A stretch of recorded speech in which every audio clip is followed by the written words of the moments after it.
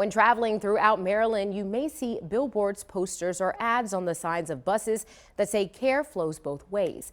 It's a part of the new campaign the Maryland Patient Safety Center has to combat violence against nurses and healthcare staff. Back in 2022, the Maryland legislature recognized that healthcare workplace violence was a major problem. So the state passed legislation that year to establish a public awareness campaign work group.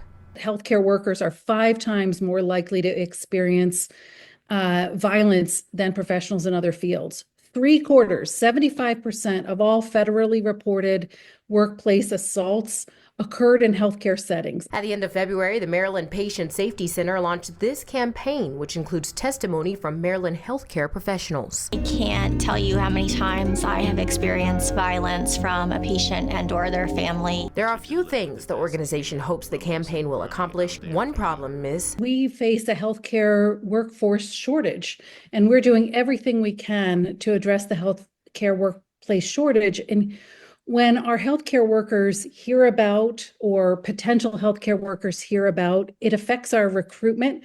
It affects our retention of really good healthcare workers. Also, Stephanie Petito says the organization hopes the campaign allows nurses and others to feel heard. And while this campaign is directed at, patients and family members, it's also directed at healthcare workers to say, we see you.